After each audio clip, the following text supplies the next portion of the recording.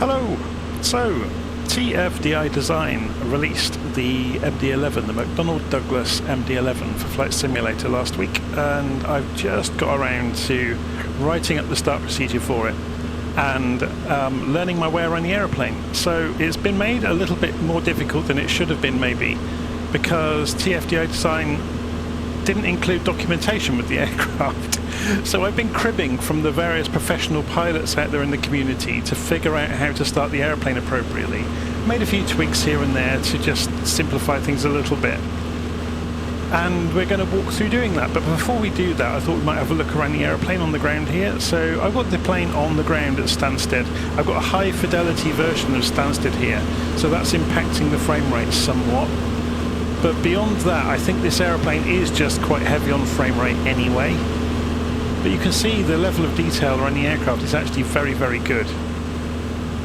I don't think it's as smooth as the PMDG aeroplanes, but I think they're quite exceptional in terms of, you know, the regular efficiency of rendering the aircraft models compared to, you know, the likes of PMDG or the Asobo aircraft themselves within the simulator.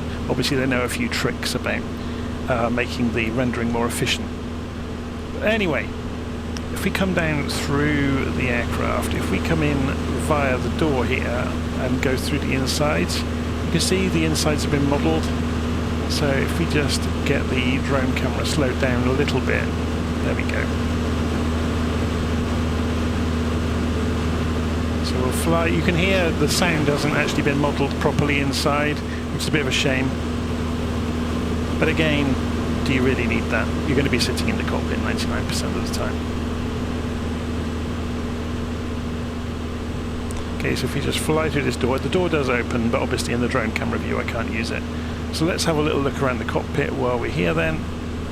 So if we go and look, the quality of the modelling of the switches and the knobs and the levers around the cockpit is really exceptional. And the quality of the light hitting them is exceptional as well. So the greasy fingerprint marks and dust and dirt on the screens really looks amazing when there's light shining on them. So it really depends on obviously the conditions on the day, but it really is amazing. Okay, so we're going to have a look up at the ceiling. I can't help feeling, looking at this aeroplane, it's like I don't know, if you imagine a distant relative of both the Airbus and the MD-80 family. That's the only way I can explain it, with little bits of Boeing thrown in here and there. But you can see, especially around the quadrant, you can see the likeness to the MD-80 family. So it's got the similar kind of calculators in place, but then it's got this bank of 6 screens, which really are, you know, something else. And it's got FMCs or MCDUs, whatever you want to call them, in this version of the aircraft, and it's got quite a different MCP or master control panel for the autopilot as well. So we're not going to get too much into the details of flying it today. We're just going to go through starting it up and get it to take off and get into the air. But yeah, I thought it would be interesting just to work through that together, and I'm really validating my start checklist at the same time that I'm showing you. So there may be wrinkles here and there in the plan. Hopefully they won't be too bad. Okay, so I am going to use custom views to achieve everything we're going to do today. So I'm just trying to get the view back in the middle. Interesting. So I'm still in drone camera mode, aren't I? So what's happened here is Flight Sim's done its famous trick with switching the keyboard around. There we go. Right, so I now have normal control with the mouse to rotate the screen. Okay, so yes, I mentioned if we go through the default views, I'm going to hold the control key on. I'm going to control 1, 2, 3, 4, 5, 6. They're all a bit odd. 7. Why have they got 2 views of the same thing? 8 and another view. 9, and a view that's no good to anybody for anything really. And 0, which again is a view of things you can't really get to easily. So I've made my own views. I've got Alt 1 shows the tablet. Alt 2 shows the primary flight instruments. Alt 3 shows the flight management computer. Alt 4 shows the front, or sorry, the rear of the pedestal. 5 shows the middle of the pedestal. 6 shows the MCP. 7 shows the eyebrow panel, as some people call it, so the most forward part of the roof. Alt 8, I'm showing the overhead, and Alt 9, I'm showing further overhead. So if TFDi Design want to borrow my keyboard mappings, I'll be more than happy for them to copy that in their aircraft, and it'll make it a lot easier to look after the aeroplane. So I'm going to use those, and I've marked them in the written procedure notes that I've included with the video. So if you look in the notes below the video, you'll see the link to the procedure. So let's walk through it together. So I'm going to press Alt and 8 to go overhead, and the first thing we're going to do is uncage the battery. So we flip this lid here, press the battery button, and close the lid again. Let's just check the sound. So yeah, you're hearing things nice and loud as well, which is good. Okay, so if you have external power available, and we do, because you can hear the generator outside actually, we can go and click on the external power button, and the whole thing lights up like a Christmas tree, and that's all good. And we can then rotate the emergency lights to armed. Okay, so IRS section at the top left, we are going to go and click on each of these, and they play these odd video game noises as they start aligning. Then we can go down to that eyebrow panel again, so Alt and 7 to get there, and we can go to the emergency lights here, and we roll the mouse wheel upwards on it to get it to go to the arm position. Then we go and put the nav light to on, so we click on the button over here for the nav lights. It's interesting we've got buttons rather than switches. And then we press Alt and 5 to come down to the front of the pedestal, and we're going to go and uncage the standby attitude indicator over here. So we just hold the mouse button down on the plunger underneath it to pull it out, and wait for it to stabilize. And then when it's stabilized, we just let go. We can then press B to shortcut doing the barometric pressure, and that will do the rest of the aircraft as well. Okay, so then we go over to the tablet, and we're going to go to, if you were using SimBrief, we're not going to, I'm going to show you how to program it by hand, but you could import your flight plan. So we're going to go into payload directly. When you first visit payload, if you've not pulled in a flight plan, you can put your own numbers in. So I'm going to put in, say, 25 tons of fuel instead of 15, and we'll put in, say, 100 passengers. Now, when I say set payload, watch the ground sag, or watch the aircraft sag. See that? So we've now got the aircraft loaded. So the next thing we do is go to the performance tab, and we can go and program the details of our departure, so we've got these numbers to refer to later. So if we click in the ICAO code, we can put our departure airport in. So I'm doing Stansted to Edinburgh, which I've done in lots of other tutorials, just because it's a nice simple route. So EGSS is the ICAO code for Stansted. And you can see as soon as we've done that, it gives us the options of the runways. So we're going to take off runway 22. And you can see it's got wind, temperature and pressure here. We just click the Get Weather Information button.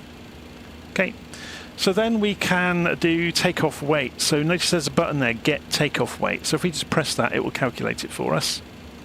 And then we can choose some options about aircraft configuration. So we'll go optimum flaps and packs on. And then when we go calculate,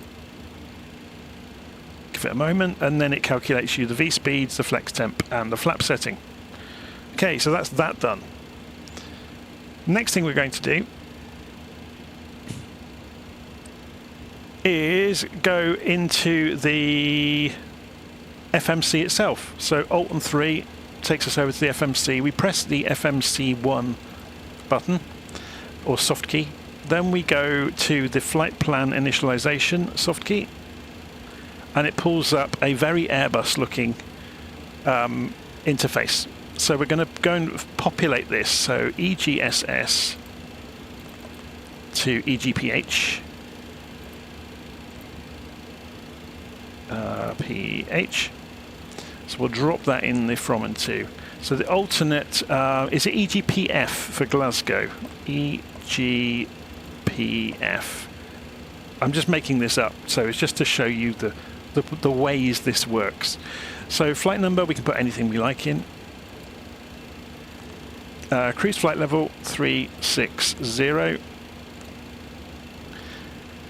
And then you can put your cost index in, so 100 I'm just going to put in. Obviously you'd read that from your operational flight plan normally. So then obviously you can go and put the wind in if you want to, but we're not going to bother, and we'll go next page, and we can pre-calculate all of these numbers now from the payload we put in the tablet. So we just select block and it will populate it, select takeoff gross weight and it calculates a load of the numbers for us. Select takeoff centre of gravity and it does it for us, and the 0 fuel weight centre of gravity. Okay, so after doing that we can go over to the flight plan page and we could go and select the departure from Stansted. So we'll click on SID and choose runway 22 and the BKY5R departure, and we'll insert that into the flight plan. And then we scroll down the flight plan to find Edinburgh, and there it is. And we can select it, go to star, select ILS 24 and the AGP E1E, a standard terminal arrival route, and insert that into our path. So you can see just before we get to Agped on that star there's a discontinuity, so we'll go and show how we can put a waypoint in. So we can put the Trent VOR in the middle of our route, for example. If we select it and select which Trent we mean, it will put it in, but then it still shows a discontinuity, so we just need to clear that discontinuity out, and we're essentially done at that point. Yep, so flight plan's in and done. So the last thing we need to do is the takeoff approach performance page. So we come into here, and this is where we need the numbers off of the tablet. So we need the flex temperature. So if we press Alt and 1 to go over to the tablet, flex temperature was 59. So Alt and 3 brings us back. So 5, 9 into the scratch pad, drop it into the flex. Next we need flaps, that was 25 degrees, wasn't it? And now we need the V speeds. So let's go and have a look. So 133, 133, 161. 133 for V1, 133 for VR, and 161 for V2. We now want the outside air temperature, so that's here, 17, and we need to write a C on the end for it to know that we mean centigrade. So 17C, and we'll drop that into the outside air temperature. Now we want slope and wind. This is a bit of an interesting one. So slope is 0.2. The wind, we actually want just the headwind component, which it calculates for you. So we want 0.2/6. Okay, so 0.2/6. And then if we drop that in, and there we go. Okay, so we've got the takeoff parameters in. Once we've done that, we can go Alt-6, go over to the MCP, and we can go and pre-configure anything we want to here. So we'll go and set the target altitude for our climb, which will go straight to cruise, because we'll use profile mode to get there. Okay, so 36,000 feet. We'll go and set the heading to the runway direction at Stansted, which is 222 degrees. So just pulling it back to 222. Nearly there. Okay, indicated airspeed, that can stay fine as it is. So if we go over to the side of the cockpit and click these modes, you will see that we can actually pre-select some of the modes. So if we select nav, you will see nav armed appear at the top of the primary flight display.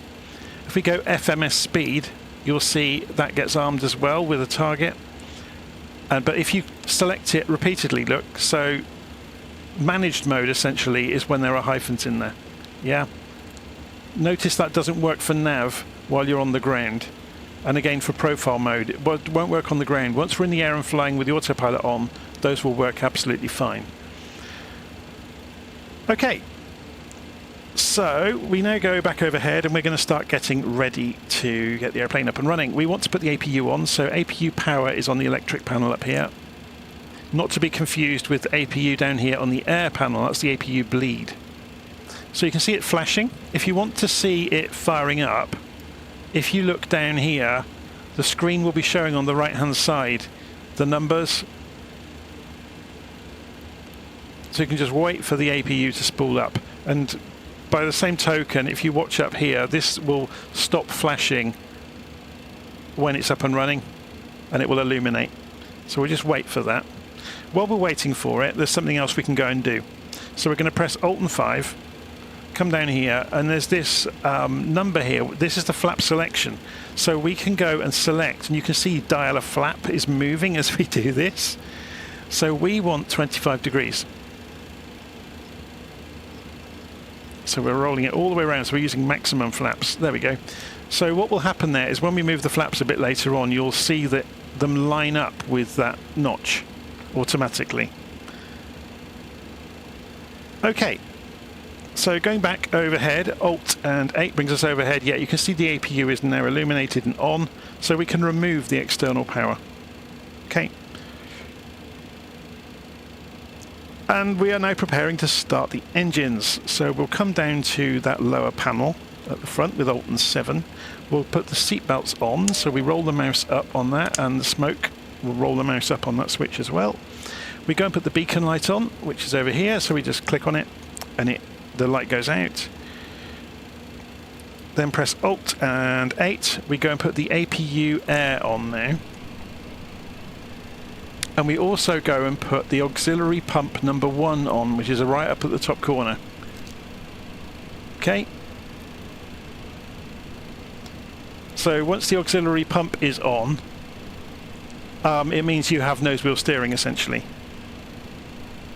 Okay, so then we'll go over to the tablet, and then we can go to the services page, and we can disconnect the GPU and remove the wheel chocks from the aeroplane. So we can actually do pushback now. So let's go and look outside, and we'll just press Shift and P to make this happen. So you can see the tractor advancing onto the aeroplane. We'll give it a few seconds. So the next thing we're going to do after we've been pushed back is start the engines. We could start it while we're waiting for pushback. So what we do to start the engines, so I'm going a little bit off script here, is we put an ignition mode on, and then it's actually really straightforward. So if you watch the engine screens, I'm going to align the view so you can see both. You pull out an engine starter. There's 3 of them, remember, so you're going to have to play with your axes as well in the controller to give your, if you've only got 2 throttles, for example. So we're being pushed back now, by the way. So you're waiting for at least 15% on the engines. Oh, it's over here, sorry, on N2. So it's gone past 15%, so then we can advance the fuel lever. And then the light on the starter will go out when it's finished, and then we go on and do the others. So I'll show that in a bit more detail in a moment. So we're just giving ourselves enough room to turn, basically. So you can hear the engine winding up.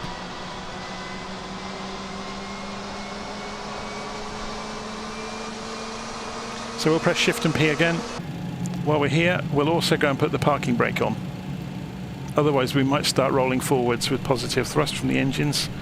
So you can see here now, the light has gone out, so we can do the next one. So we pull it, and we're looking for N2 to go past 15%.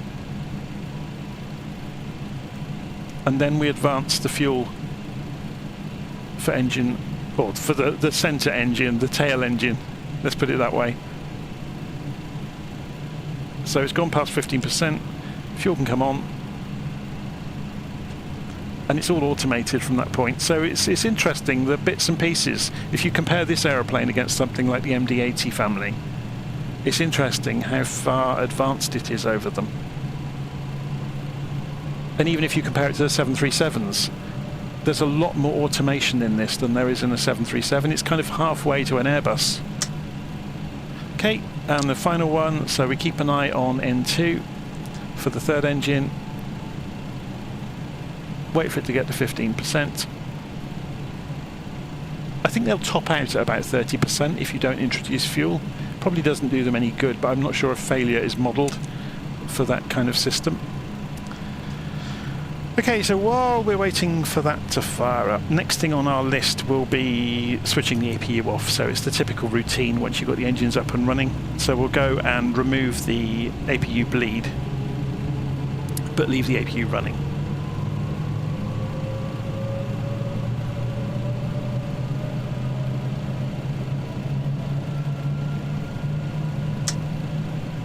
Okay, so overhead, Alt and 8 will take us overhead. So APU bleed is here, remember.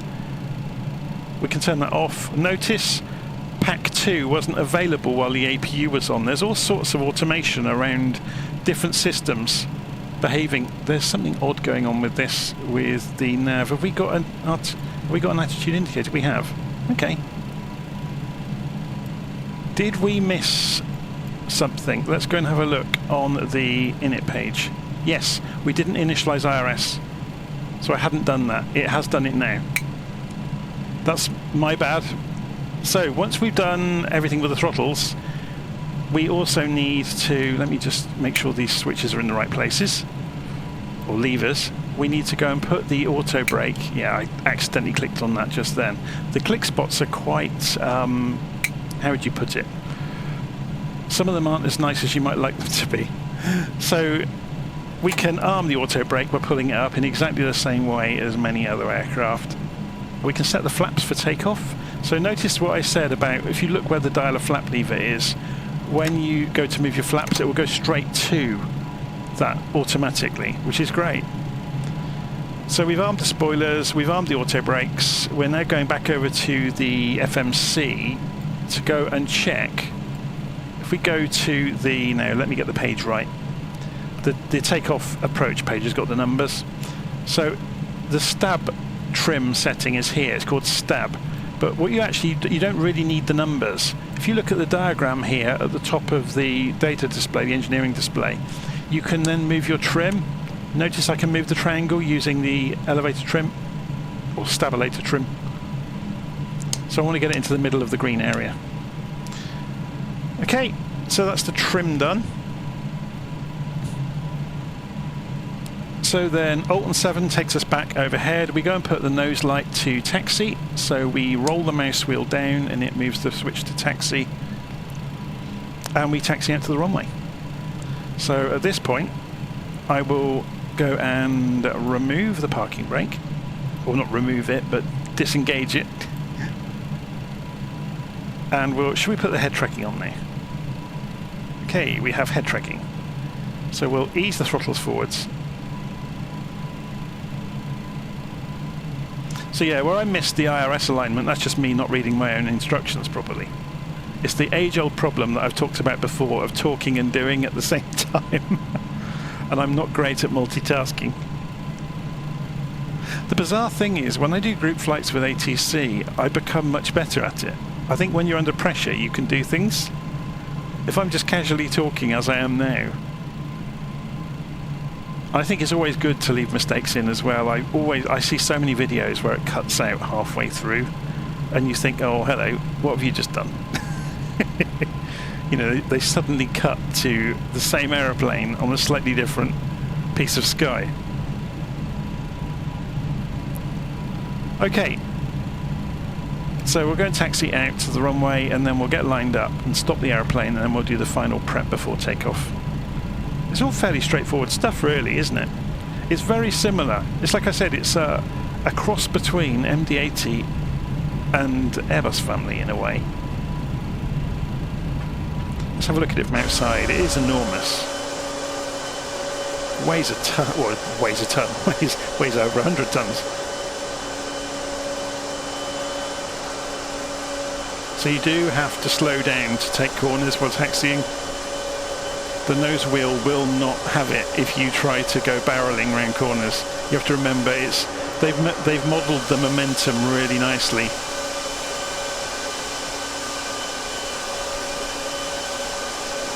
So once you've got the airplane moving, you can typically just pull the throttles back to idle if the airfield's fairly flat, and it will be enough excess thrust there once it's moving to keep it moving.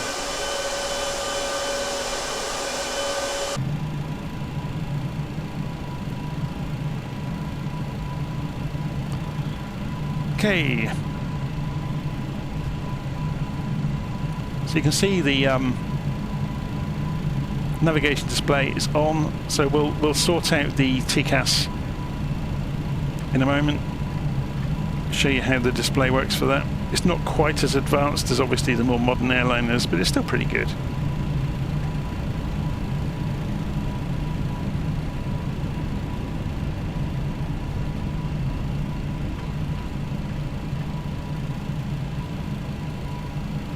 Okay, let's just get ourselves lined up.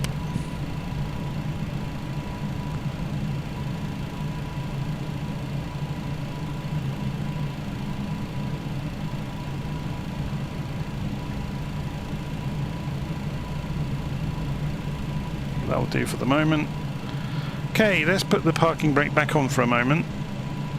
So we want to go and switch on, or engage the landing lights. So you roll the mouse wheel up on them. Also put the taxi light to land, just so we get the maximum brightness on the nose. And I'm going to turn head tracking off for a moment. So if we go and look down at the display down, or the transponder down here, we've got altitude reporting mode, which we can turn on if we want to. We've also got this mode here. I'm going to turn it straight to TARA. There's obviously no traffic around to report on, but you also get the view. So this is really what I wanted to show you. So this is typically in map view for the navigation screen. So you can see that that is map view. If we go to TCAS, you don't see both, which is a bit of a shame. So you don't see the aircraft and the TCAS warning. You do get plan view, just as you did previously. So if you go and look at the flight plan page, then you can scroll up and down and go through your plan. That's all fairly standard stuff. But we'll go back to map view for the moment. Okay, so we are ready to go. So we're going to turn the parking brake off, or disengage it. I will get the language correct one day. And we will press F. Oh, I'm going to move the view down slightly and zoom out slightly so you can see the numbers. There we go. So we're going to advance the throttles. So maximum on the throttles. Remember, we are on managed speed mode, so the auto throttles should kick in. So we're looking at the speed coming with those three engines. It accelerates down the runway like nobody's business. So rotate gently. Gear up. So trim. Get the airplane fairly stable. So let's go for auto flight almost immediately. And then we go for profile mode. Notice the heading is not using nav mode yet. It is now. So speed is maxed out before the flaps can come up, so we'll raise the flaps.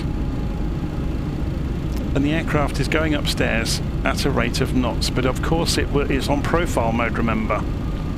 So you can see prof to 36,000, and it's aiming for 4,000 initially because that's the restriction in the flight plan.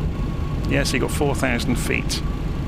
And it's beginning that right turn immediately. Should we have a look from outside? It's probably quite cloudy out there. Yeah, it's very cloudy out there.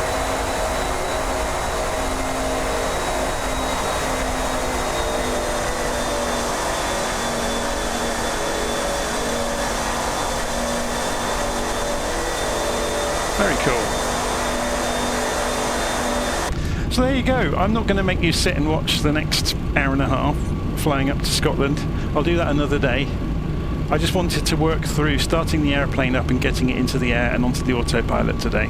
So hopefully you'd like that. Obviously the next steps will be things like, as we come up through the transition altitude, switching to pull for standard barometric pressure over here, and then obviously landing lights off at 10,000 feet, and it will accelerate at 10,000 feet out to cruise speed. Okay, so I'm going to leave it there. Hopefully you've enjoyed that. So this is the MD-11. I have to say I really like it. It's sufficiently different to anything else that it's really good. And I know it got a lot of flack early in its life because they released it very early. Obviously the development team needed money. And they have turned out now a fantastic aeroplane. And yes, it's maybe not as smooth and as polished as the PMDG aircraft, but it's still very, very good. Anyway, I'm going to leave it there. Hopefully you've enjoyed this, and I'll see you again soon.